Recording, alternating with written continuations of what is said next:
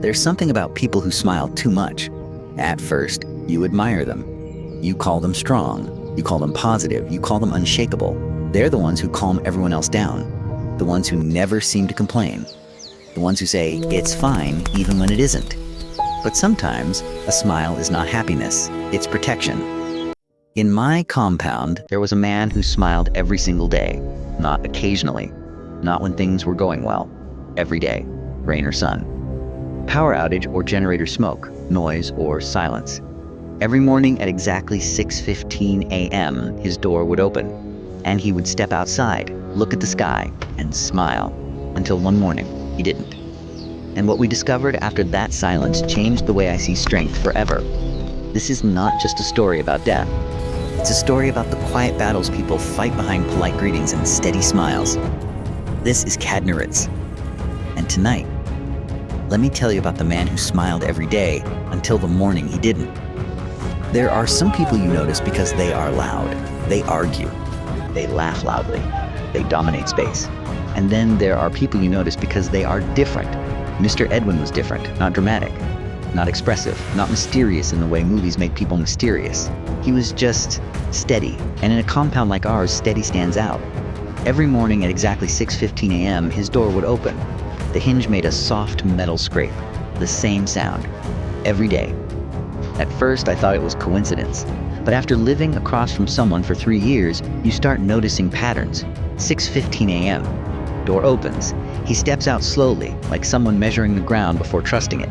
He stretches his back carefully, looks up at the sky, not at anyone, just the sky. And then he smiles. A small smile, controlled, measured, not wide enough to show teeth, not weak enough to look fake, just enough. Then he would greet whoever was around. Good morning, my people. Always that phrase. Never just morning. My people. As if he belonged to us. And in some quiet way, we believed he did. Now looking back, something about that smile feels different in my memory. It wasn't joy. It wasn't excitement. It was effort. Like a man lifting something invisible every morning before facing the world. But we didn't see that then. We only saw what he showed us. And he showed us peace. Or at least something that looked like it. What none of us knew was this. 3 nights before he died, I heard him crying. Not loudly. Not dramatically. Just once. A single broken sound through the wall. And then silence. But I told myself I imagined it. That was the mistake. Our compound wasn't special. 4 flats facing each other in a square formation. 1 borehole that complained more than it worked. 1 mango tree that never gave fruit but still dropped leaves. 1 landlord who appeared only when rent was due. In places like that, privacy is theoretical. You know when your neighbor fights with their spouse. You know when someone's salary is entered because they suddenly cook meat twice in a week. You know when somebody's relative overstays their welcome. We knew everything. Or at least we thought we did. Flat 1 belonged to Mama Kami.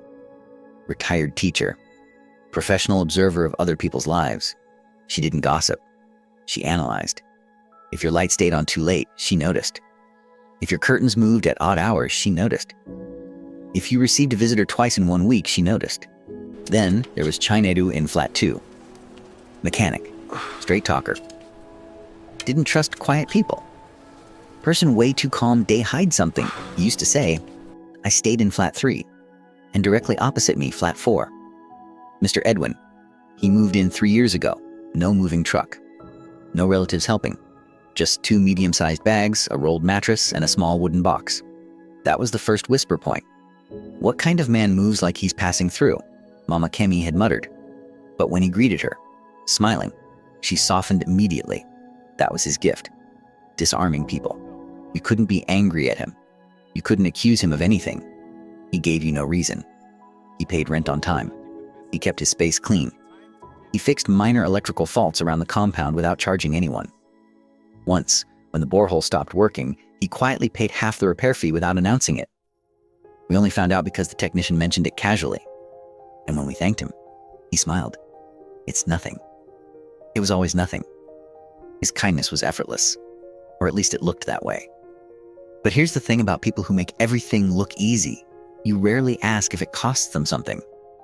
There was one thing, though, that never made sense. In 3 years, no one ever visited him. Not once. No wife, no child, no friend, no one. And whenever someone asked about family, he would pause for half a second. Just half a second. Then smile. God is faithful. That was the entire answer. Back then, we accepted it. Now I realize that wasn't an answer. It was a shield.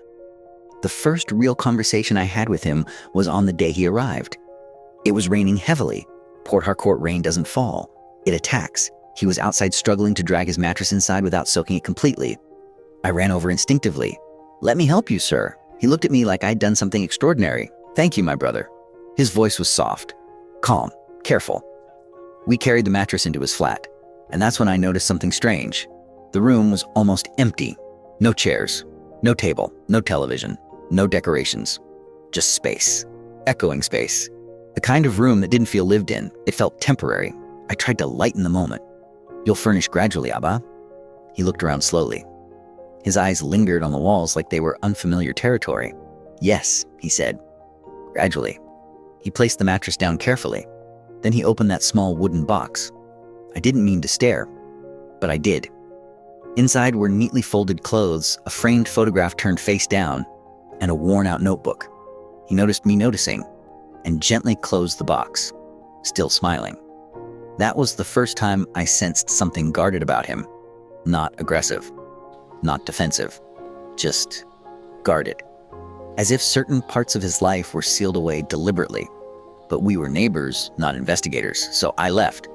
And life moved on. Days turned into weeks, weeks into months, and the flat never really changed.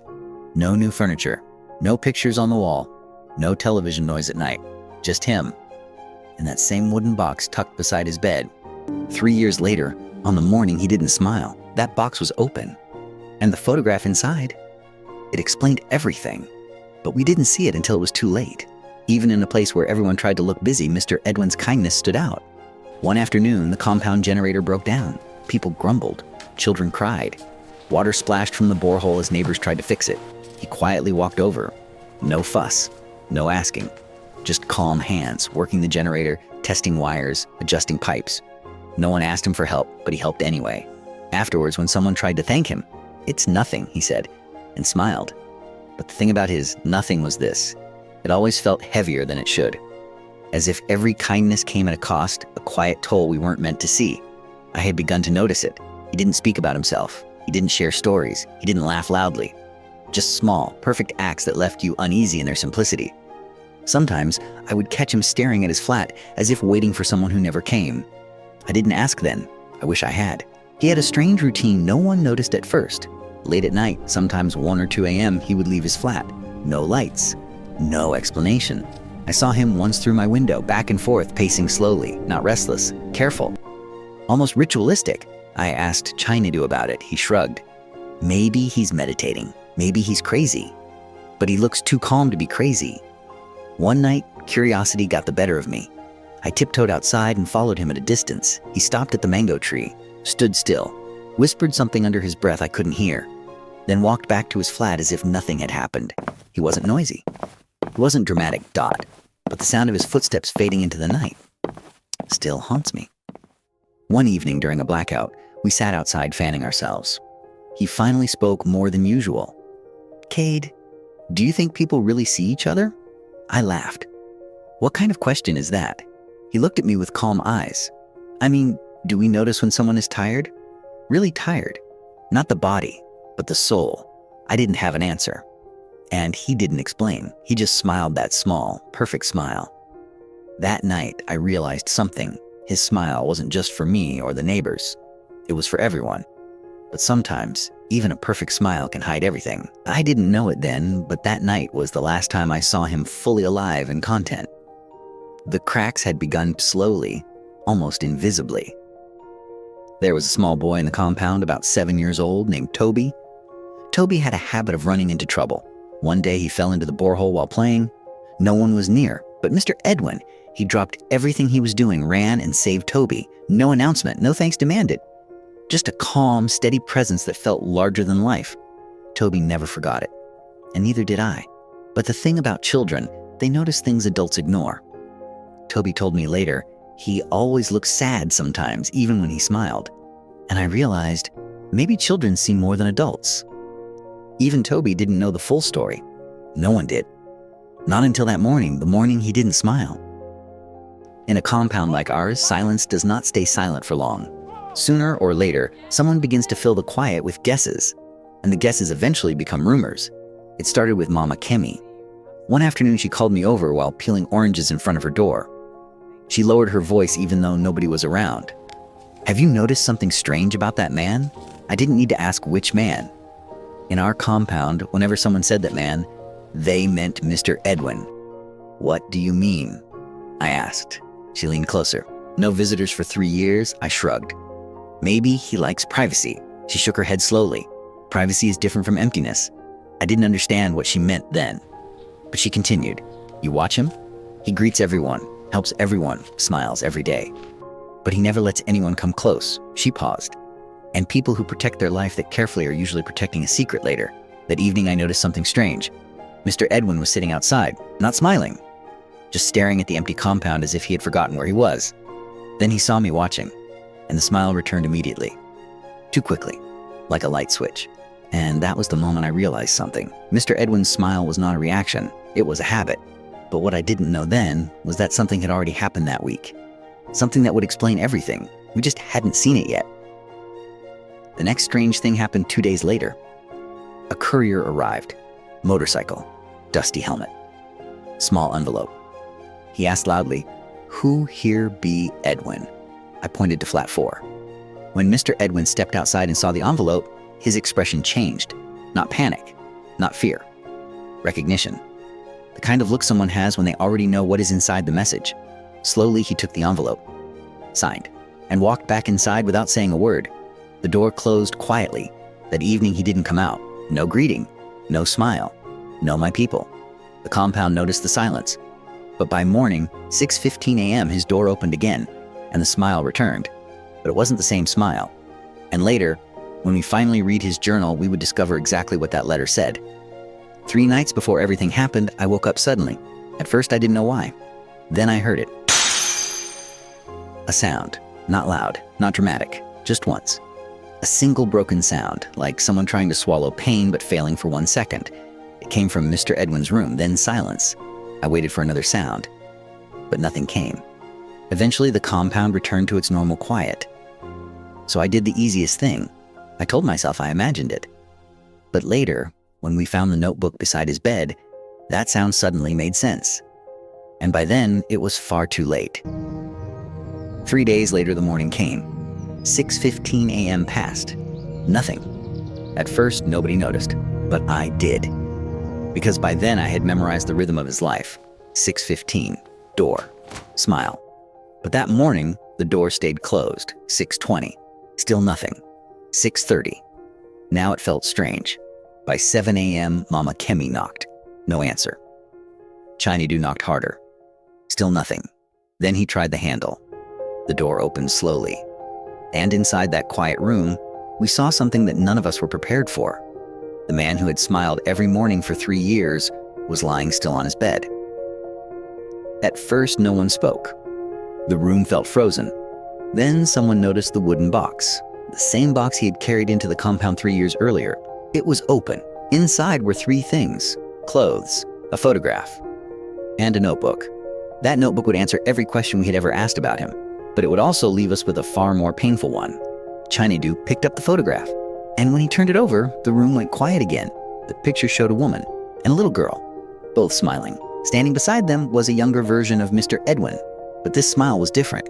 It was real. Someone flipped the photo over, and what was written on the back made Mama Kemi gasp. 3 words. 3 simple words that explained everything. The notebook was the final piece. Inside were entries, dates, thoughts, memories. The first page said, "I promised them I would keep smiling." Another entry read, "People believe a smiling man is strong." Another, "I moved here so nobody would watch me break." The last entry was written just hours before his death. "I tried today, but the memories are louder than the silence." And beneath it, just 3 words, "I am tired."